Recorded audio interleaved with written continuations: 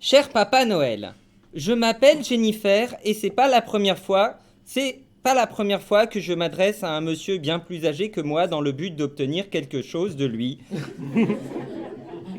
Mais après tout, dans cette société, il faut s'habituer à ça. Comme je ne suis pas très matérialiste et que nous sommes dans une société de service, je voudrais non pas un jouet qui me divertira de manière illusoire de l'angoisse de la mort, mais que tu fasses quelque chose qui me fasse vraiment plaisir.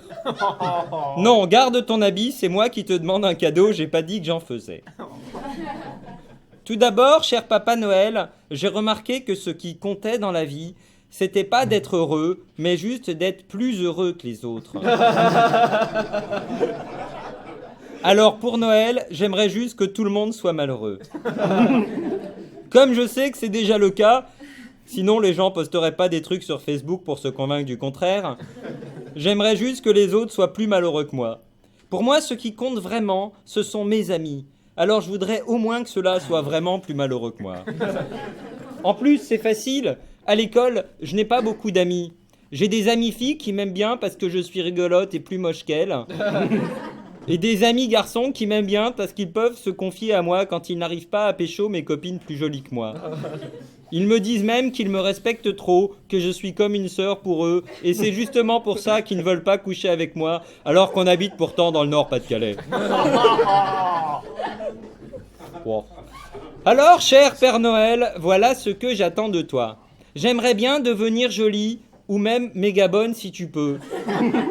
Et que mes meilleures copines grossissent, pour que mes amis garçons puissent leur confier à elles qu'ils n'arrivent pas à me pécho, moi.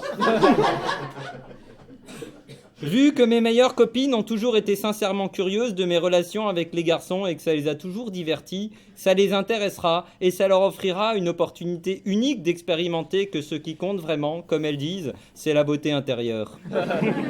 D'ailleurs, toutes les endoscopies le montrent bien. Si tu ne peux pas me faire devenir mignonne, j'aimerais mieux devenir un garçon. Parce que comme je suis hystérique, je ne vis que dans le regard des autres, et vu que j'ai déjà remarqué que pour une fille, ça servait à rien d'avoir du talent si on n'était pas jolie, je préférerais pouvoir dépasser ma condition d'objet sexuel. Et pour ça, c'est mieux d'être un garçon. En plus, ça fait rire, hein. En plus, comme même des personnes pas hypocrites et désintéressées disent de moi que je suis intelligente, ma vie risque d'être vraiment trop cruelle si je suis un boudin et que je ne parviens pas à m'illusionner sur la réalité des situations de la vie. Si tu ne peux pas me faire devenir un garçon, ni me faire devenir mignonne, j'aimerais bien que tu me rendes moins dépendante à la nécessité de rencontrer des princes charmants pour réussir ma vie.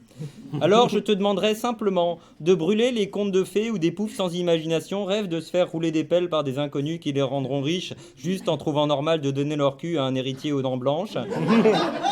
J'aimerais aussi que tu émascules les publicitaires qui obligent les mâles à acheter des grosses voitures en plaçant des bonasses blondes sur le siège passager. Que tu plastiques TF1 pour l'ensemble de son œuvre.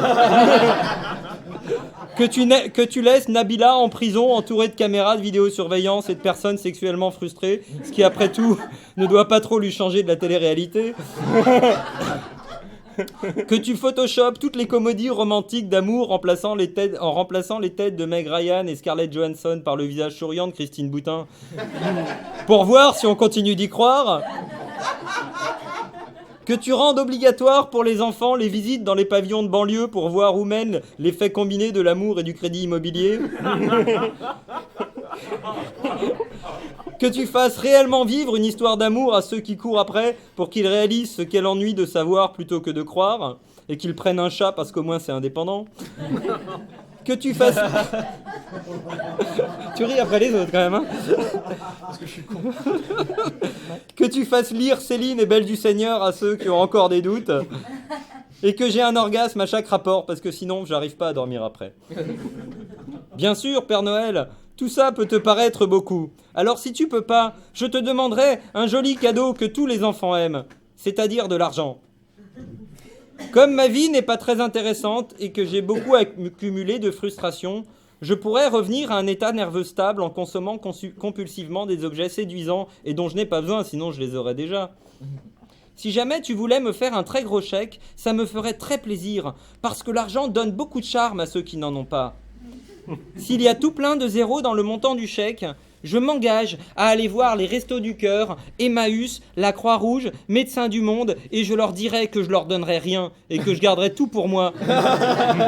Pour qu'ils comprennent qu'il y a plus de plaisir dans l'égoïsme que dans la charité, et pour tenter de les ramener sur les chemins de la raison.